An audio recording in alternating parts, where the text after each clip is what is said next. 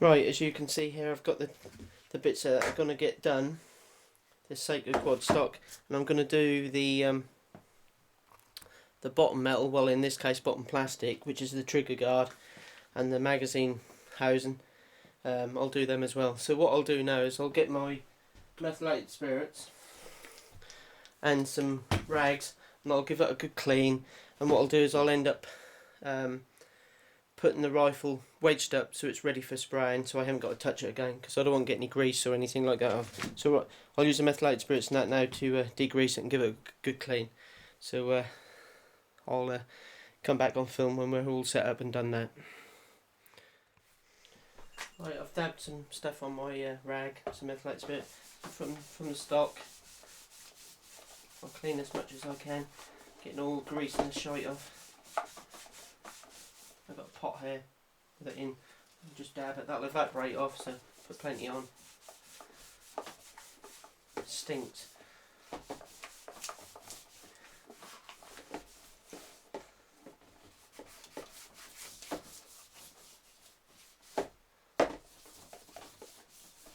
Getting all the nooks and crannies. As you can see, it's evaporating off already. There's a bit of metal work there. When I do it, I'll have to, this looks like a little Sako badge, I'll have to mask that off. Working all the way up to the fore end, on top. I'll do inside the barrel channel. This is where it gets a bit tricky now.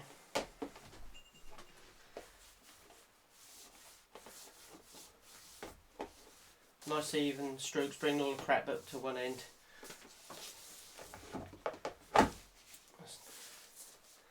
That is not helping, so I'll get a different, I'll sling that. I've got loads of these little tubs, they're handy little things. So I'll just put a little bit more methylated.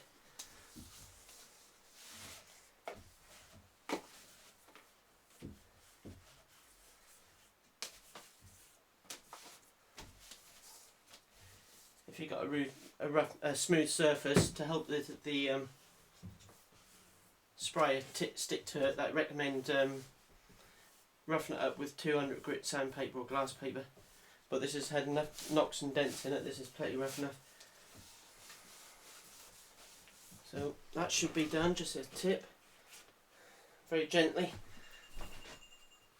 Get it ready for spraying.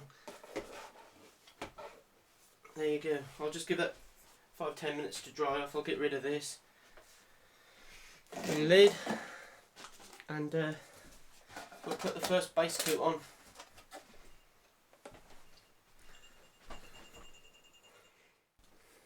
Right, the stuff I'm using is the Krylon, and it takes about 15 minutes to dry. So the first coat I'm going to put on, which will be the base coat, will be khaki. I've seen this on the website, one of Dave's done it, one of my mate Dave, that looked really well. The only thing I've got a bit wary is I've got a Sako badge here which has been riveted on, so I'll try not to cover that too much. If it get covered, well, I can't help it, but let's see what happens. So nice, I've been shaking this up for 2 minutes, I'll keep agitating while we do it. But nice even long strokes, so we get nice coverage.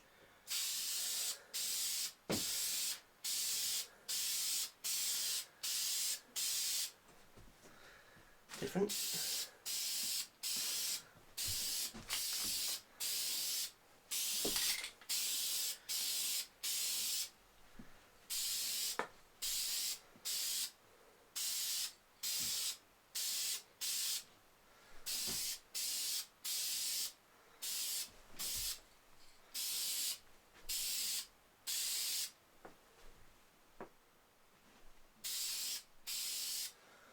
It's quite glossy at the moment, but it will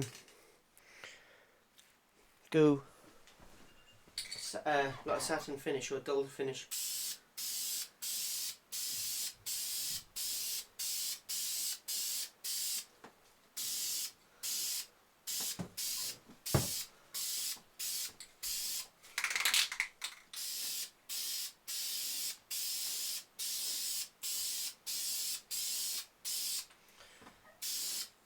Just trying to blow it in where you can see. Obviously I can't do the underneath, so what I'll do is I'll let this dry and then come back and do the top ropes.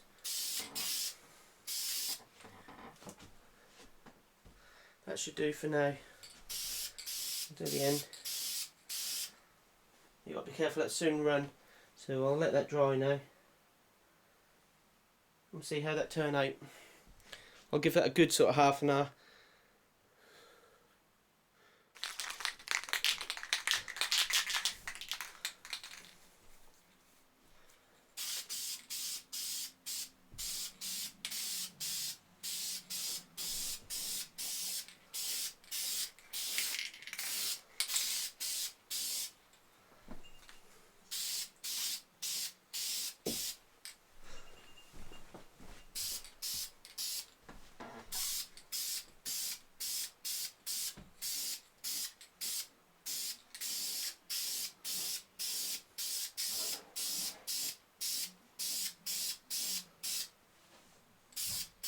Right, that should be all of the first layer. You can always touch it up with other colours, and when you get your pattern, I'll give that a good couple of hours now to harden. Looks okay. It actually is drying up quite dull. I've got the sunlight coming in the room here, so you can't really tell. But that's showing every dent in that. This is a bit of annoying. But so far looking okay. Good tip to clean these is if you hold them upside down, and that's clean then. That'll clean all out all the nozzle. Right, so I'll give that a couple of hours, as I say. Let that dry off. Then what we'll do is using the masking tape, I'll try and do some funky well, at the start of the camouflage pattern, which I've yet to decide how far I'm going to go. Right, so that's it so far. Right, you see the first layer of khaki is dried, and I've started to put on a bit of masking tape. Now the idea is that the masking tape will go over the khaki, and the bits that the masking tape covers will be the bit that's left.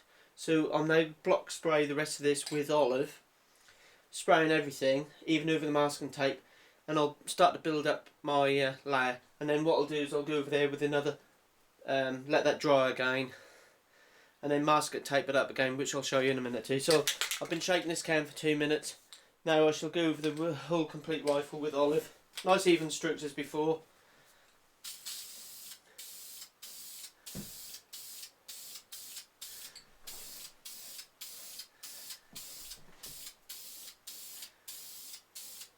Making sure you don't put too much on, and that'll run otherwise. Right, come around the other side.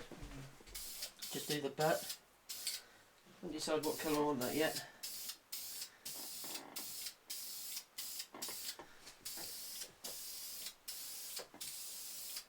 Give it a nice even coat, try and get in anywhere, everywhere. Right, that should do. Then what I'll do is I'll just let this bottom bit dry, then I'll turn it over and we'll do the top half. It doesn't matter if you don't get all the bits, because now at least it's got a base coat on and that look like it's been feathered in.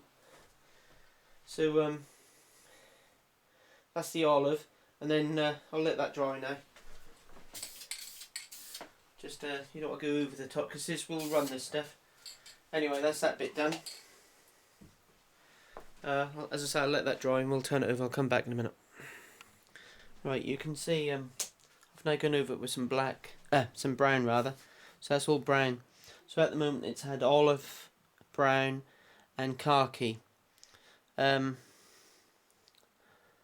I'm now going to do is just put a few extra bits on it and then just go over with a matte black just to pick out a little bit of detail, and then I'll be taking the tape off. So next time I see you will be that'll be all blacked up, and we'll be taking the tape off, see what it looks like. Back in a little while. Right, this is the morning after, as it were. It was a long night, and well, I don't know if it's come out as well as I hoped. I'm going to see what it looks like on the rifle once it's all hardened and that. That's bloody. That is. I found it very difficult to do. Dave's, who gave me the idea, I'll put some pictures up of his rifle. That looks a lot better.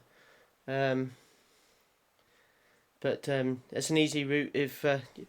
Well, the only advice I can give you is don't put too much on, otherwise you just end up chasing yourself around in circles.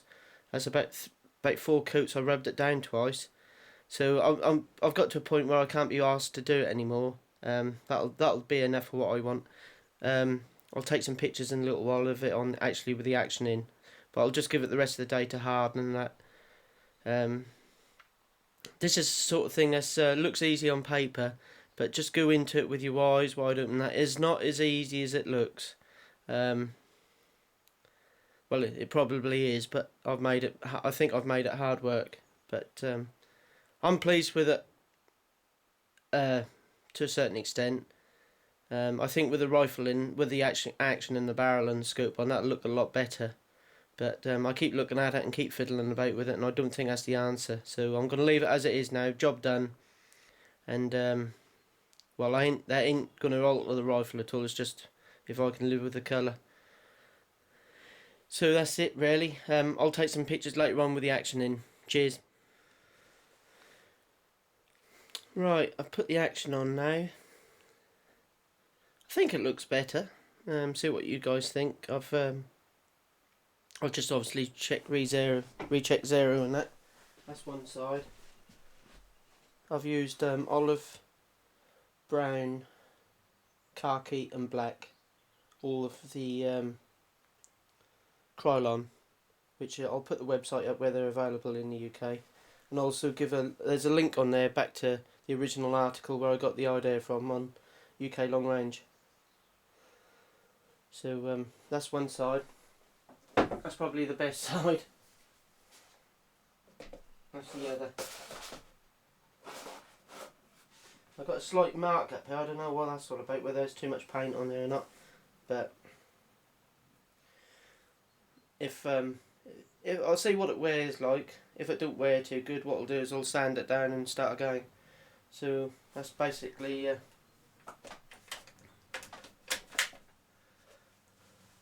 well, a very basic guide of Krylon and a Sako's quad stock. I probably look better outside than indoors. I can see all the floors and that. Right, see you later guys.